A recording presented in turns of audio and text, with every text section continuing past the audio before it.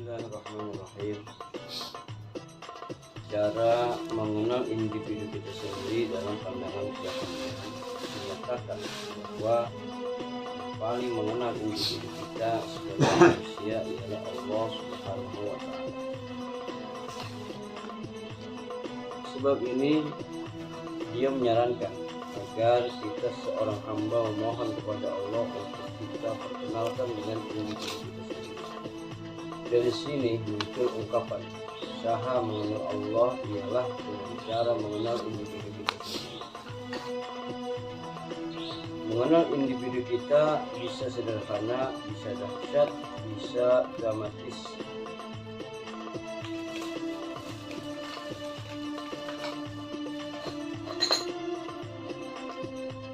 Mengenal individu kita bisa sederhana, bisa dahsyat, bisa dramatis, bisa pula romantis. Sedang yang paling mengenal individu kita adalah pencipta kita, bukan individu kita. Biar pembimbing Majlis Mudzakarah lewat artikelnya,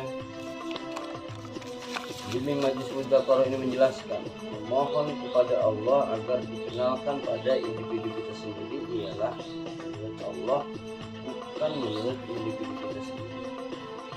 Mohonlah kepada Allah agar kita dikenalkan siapa individu kita menurut Dia, bukan menurut kita, agar kita mengenalnya menurut kehendaknya. Ungkap pembimbing Majlis Mudzakarah ini, lebih jauh pembimbing Majlis Mudzakarah mengatakan menimbulkan keribetan. Dunia adalah kekacauan khayalan, imajinasi, lamunan, berkecamuk dalam simpul emosi dan kebinatangan, lalu kita klaim sebagai kebenaran akal dan hak asasi. Menurutnya, setiap kita adalah pemimpin, dan pemimpin bertugas menggembala kebinatangan kita dengan akal sehat dan akhlak. Begitu juga ketika memimpin di antara kita yang lain. Untuk dapat menentukan kemana langkah-langkah tindakan ini mengarah, maka kita sebagai manusia dianjurkan untuk memahami individu kitanya sendiri terlebih dahulu. Dengan cara ini kita sebagai manusia dapat mengendalikan setiap tantangan yang kita hadapinya dalam hidup. Sangat penting untuk mengetahui nasihat individu kita sendiri dalam agama, seperti yang dijelaskan Imam Al-Ghazali dalam bukunya yang berjudul Kimia As-Sa'adah.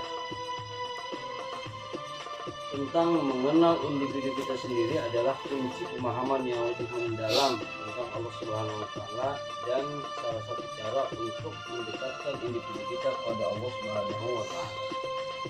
Rasulullah Shallallahu Alaihi Wasallam pernah bersabda, "Man arafa nafsahu faqad arafa rabbahu." Barang siapa mengenal individunya, maka ia mengenal Tuhan. Mengenali lebih dalam terhadap individu kita sendiri dilakukan secara lahiriah hingga batiniah. Kita sebagai manusia perlu berkomunikasi dengan individu kita sendiri dalam proses mengenal individu kita sendiri. Mulailah dengan pengenalan tubuh, sifat, kemampuan, dan kelemahan kita. Sufi Islam Jalaluddin Rumi menulis syair tentang proses pengenalan individu, bahwa kita sebagai manusia harus berjalan untuk mengenal individu kita sendiri. Rumi berpuisi, bagaimana dikutip dari buku Belajar Hidup dari Rumi, karya Haidar Bagir. Jangan puas dengan kisah-kisah tentang apa yang telah terjadi dengan orang lain. Sibak mitos individumu sendiri, kenali individumu, alami sendiri agar kau kenali Tuhanmu. Pembimbing Majlis Mudzakarah juga menyatakan bahwa yang paling mengenal individu kita sebagai manusia ialah Allah Subhanahu wa Ta'ala. Lalu menjelaskan, mohon kepada Allah agar dikenalkan pada individu kita sendiri ialah menurut Allah, bukan menurut kita sendiri. Lebih jauh lagi, Beliau mengatakan, menimbulkan keributan dunia adalah kekacauan, hayalan, imajinasi, lamunan, berkecamuk dalam simpul emosi dan kebinatangan yang diklaim sebagai kebenaran akal kita dan hak asasi. Sedangkan menurutnya setiap kita adalah pemimpin dan pemimpin bertugas menggembala kebinatangan kita dengan akal sehat kita dan akhlak kita. Begitu juga ketika memimpin di antara kita yang lain. Kita sebagai manusia dan proses penyempurnaan individu kita. Secara tegas Allah menyatakan bahwa kita sebagai manusia merupakan puncak ciptaannya dengan tingkat kesempurnaan dan keunikannya yang prima dibanding makhluk lainnya. Sesuai firman Allah Subhanahu wa taala dalam Al-Qur'an surah At-Tin surah ke-95 ayat 4 sebagai berikut. Laqad khalaqnal insana fi ahsani taqwim. Sungguh kami benar-benar telah menciptakan manusia dalam bentuk yang sebaik-baiknya. Namun begitu, Allah juga memperingatkan bahwa kualitas kemanusiaan kita masih belum selesai atau setengah jadi, sehingga harus berjuang untuk menyempurnakan individu kita. Firman Allah Subhanahu wa taala dalam Al-Qur'an surah Asy-Syams surah ke-91 ayat 7 dan 10 sebagai berikut. Wa nafsi wa ma sawwaha falhamaha fujuraha wa taqwaha. Aflaha man zakkaha wa qad khaba man dassaha. Dan demi jiwa serta penyempurnaan ciptaannya, lalu dia mengilhamkan kepadanya jalan kejahatan dan ketakwaannya. Sungguh beruntung orang yang menyucikannya jiwa itu, dan sungguh rugi orang yang mengotorinya. Proses penyempurnaan ini amat dimungkinkan karena pada naturnya kita sebagai manusia ini fitri, hanif dan berakal. Lebih dari ini, bagi kita seorang mukmin, petunjuk primordial ini masih ditambah lagi dengan datangnya Rasul Tuhan, pembawa kitab suci sebagai petunjuk hidup kita. Mana Allah Subhanahu wa taala dalam Al-Qur'an surah An-Nisa surah keempat ayat 174 sebagai berikut. Ya ayyuhan nas qad ja'akum burhanun min rabbikum wa anzalna ilaikum nuran mubina. Wahai manusia, sesungguhnya telah sampai kepadamu bukti kebenaran Nabi Muhammad dengan mukjizatnya dari Tuhanmu, dan telah kami turunkan kepadamu cahaya yang terang benderang atau Al-Quran. Di dalam tradisi kaum sufi terdapat postulat yang berbunyi man arafa nafsahu faqad arafa rabbahu. Siapa yang telah mengenal individunya, maka ia akan mudah mengenal Tuhan. Jadi pengenalan individu kita adalah tangga yang harus kita lewati, yang harus dilewati kita seseorang untuk mendaki ke jenjang yang lebih tinggi dalam rangka mengenal Tuhan.